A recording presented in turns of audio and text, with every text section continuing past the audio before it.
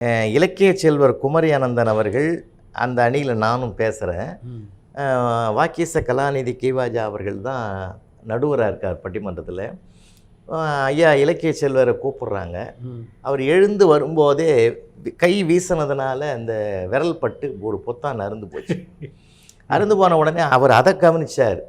சிந்தனை பூரா அவருக்கு அதில் போயிட்டுது. போன உடனே என்ன பண்ணார், முன் வரிசையில் உட்காந்துக்கிறவங்கள பார்த்து யாராவது பின் கொடுங்கோன்னார். வாக்கீச கலாநிதி அவங்க கேட்டாங்க, குமரி அனந்தன் பின் வாங்கலாமான்னு கேட்டாங்க.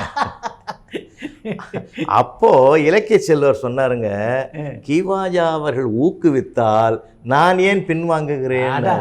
ஊக்கு பின்னு ரெண்டும் ஒரே சொல்ல ஒரு பொருளை குறிக்கிறது.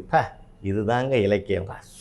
இதை அடையாளப்படுத்தினார் பாருங்க. இன்னைக்கு நான் நினச்சி ரொம்ப அதே மாதிரி ஒரு மிக பிரம்மாண்டமான கூட்டம் சென்னையில் நடக்குதுங்க. சொற்பொழிவது வாக்கீச கலாநிதிக்கு முன்னாடி குமரி அனந்தன் பேசுகிறாங்க. அரை மணி நேரம் பேசி பயங்கர கிளாப்ஸ், கூட்டமே சலங்கை கட்டி ஆடிச்சு. வந்து உட்காந்துட்டாங்க. உட்காந்த பிறகு கீவாஜா வர்றாங்க பேசுகிறதுக்கு. வரும்போது எப்படி அந்த அவையை திருப்புறாரு பார்த்தீங்களா.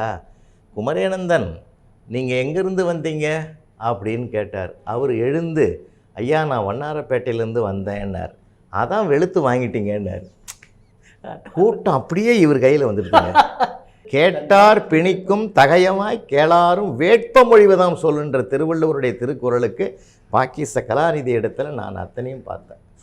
அது அவருடைய தலைமையில் தான் முதல் பட்டிமன்றம். அப்புறம் வந்து தமிழ் அறிஞர், மூத்த அறிஞர் திருக்குறளார் ஐயா முனுசாமி அவர்கள் தலைமையில் ஒரு 10 ஆண்டுகள் பயணம் பண்ணேன்.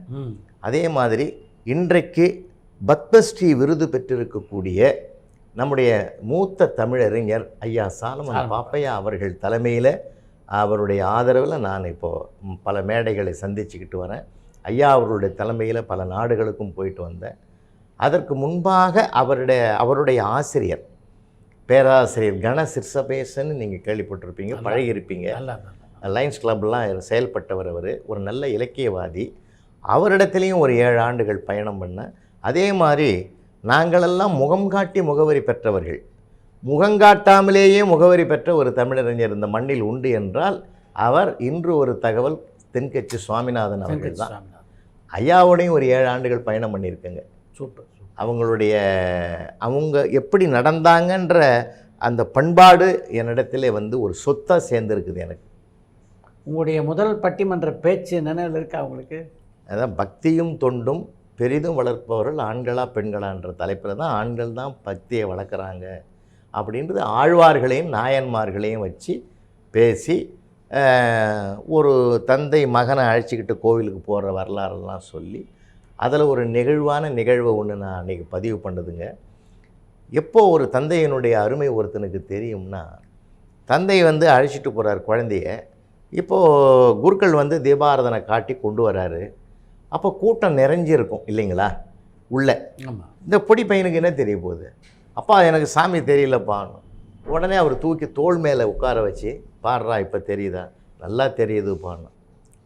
அப்பாவினுடைய பெருமையை தெரிகிறத விட அந்த தோள் மீது தூக்கி வைக்கப்பட்டு சுவாமி தரிசனம் பண்ண அந்த பிள்ளை 40 வயதாகும்போது அவன் பிள்ளைய தூக்கி தோள் மேலே வைக்கிற போது அவனுக்கு என்ன நினைவு வரும்னா, நான் அன்னைக்கு அப்பாவும் இப்படி தானே காட்டினாருன்றதை விட பிள்ளைக்கிட்ட சொன்னான், நானும் சாமி மேலே உட்காந்து தாண்டா சாமியை பார்த்தேன்னு சொன்னான்னா அந்த தலைப்பை ஒட்டி நான் பேசுகிற ஒரு பாக்கியம் இன்றைக்கி எனக்கு பசுமையாக நினைவில் இருக்குது.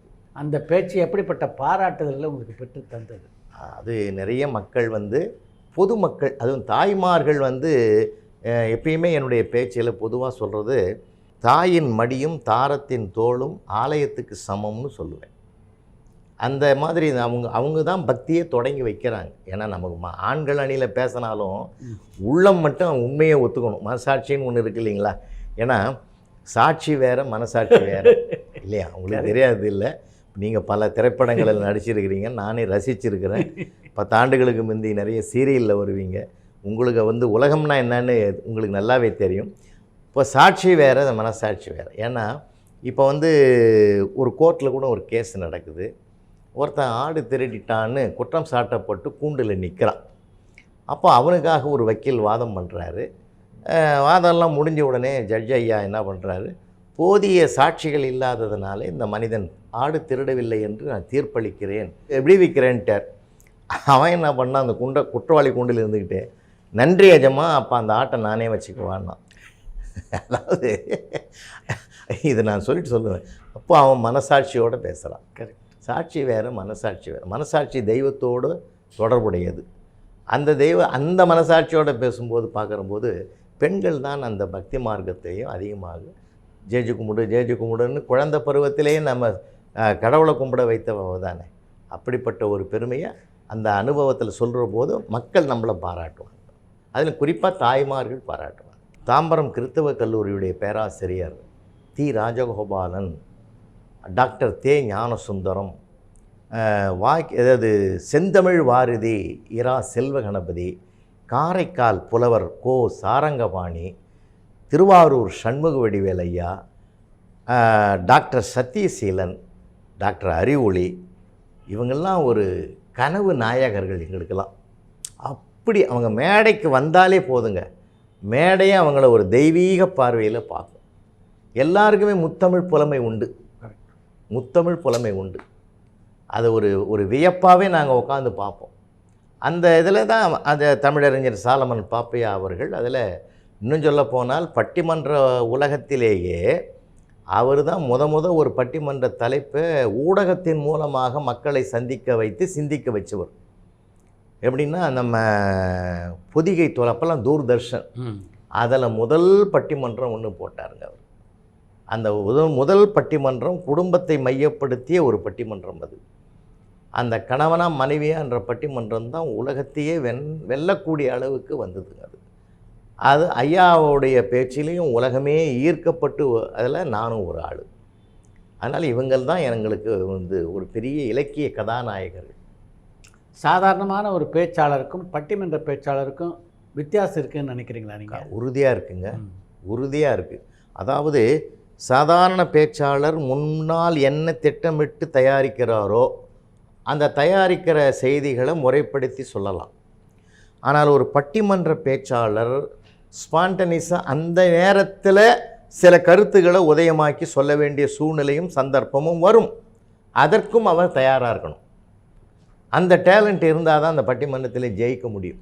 இந்த நூற்றாண்டில் இந்த சமீப காலங்களில் நிகழ்காலத்தில் அப்படி ஸ்பான்டனிஸாக ஒரு சிக்கலான செய்தியை கூட சந்தித்து திறம்பட வாதத்தை வைக்கிறதுல 2 பேர் மகா கட்டிக்காரங்க. நானே வியந்து போனது உண்டு.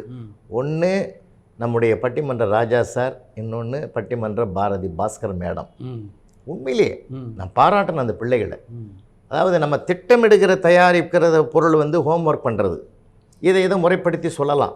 இது எடுப்பு, இது தொடுப்பு, இது முடிப்புன்னு நம்ம முடிவு பண்ணிக்கலாம். ஆனால் அங்கே அப்படி பண்ண முடியாது.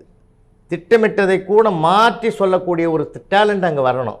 அடுத்தவங்களுடைய விவாதத்தை மறுத்து தன் கருத்தை தூக்கி நிறுத்துகிறதுக்கு பாருங்க, அதான் பட்டிமன்ற பேச்சாளர். இது தன் கருத்தை தூக்கி நிறுத்துவதற்கு தான் சாதாரண பேச்சாளர். உங்களை கவர்ந்த 2 பேச்சாளர்களை பற்றி சொன்னீங்க. அவங்க 2 பேர் பேச்சில் இன்னி வரைக்கும் உங்களுடைய மனதில் நிற்கக்கூடிய பேச்சுன்னு எதை சொல்வீங்க நீங்கள்? அவர் ராஜா சார் கவுண்டர் கொடுத்தாருன்னு வச்சிங்களேன், அது நீங்கள் யாராலுமே நினைக்க முடியாது. ஒரு தடவை நான் ரொம்ப வியந்து போனது, ஒரு தடவை ஒரு விதி ஒன்று போட்டாங்க தெரியுமா உங்களுக்கு, 10 மணிக்கு மேலே பட்டாசு வெடிக்கக்கூடாதுன்னு. அப்போ தீபாவளி பட்டிமன்றம் நடக்குது. அந்த பட்டிமன்றத்தில் நான் ஒரு அணியில் பேசுகிறேன், ராஜா சார் இன்னொரு அணியில் லாஸ்ட் நிறைவில் அது பேசுகிறார்.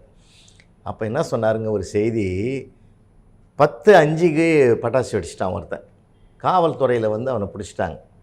நீ 10 மணியோடு தானே வெடிக்கணும், அதுகளே 5 நிமிஷம் பொறுத்து வெடிச்சுன்னு. அதுக்கு அவன் சொன்னான்னா, 10 மணிக்கே நான் 10 வச்சுட்டேன் சார், அது அது வெடித்தது கணிஞ்சு அது நமுத்து போயிருக்குது சார், கணிஞ்சு வெடிச்சது 5 நிமிஷம் சார், நான் என்ன சார் பண்ண முடியும். அதை அந்த நேரத்தில் அந்த கவுண்டரில் கொடுக்குற போது ரொம்ப அரங்கமே இருந்தது. ஒரு தடவை அப்படி தான் சேலத்தில் நடத்தணும் ஒரு பட்டிமன்றம். அப்போ ஒரு சொன்ன வார்த்தை இன்றைக்கி மக்கள் பேசுவாங்க அங்கே போனீங்கன்னா, இது சேலமா அல்லது பாலம் ஊரா அப்படிங்கிற. சேலம் ஊரா இது பாலம் ஊரான்னு, ஏன்னா எங்கள் சுற்றியும் பாலமாக இருக்கு, அதை வச்சு பேசுவாருங்க. அவர் அந்த சூழ்நிலையை அப்டேட் பண்ணி அழகாக பேசுவார்னு வச்சுங்களேன். அதே மாதிரி பாரதி பாஸ்கர் அவங்க கருத்தாலும் மறுப்பாங்க. ரொம்ப ரொம்ப அழகாக இருக்கும். ரொம்ப நுட்பமான செய்திகளை சொல்லுவாங்க 2 பேருமே.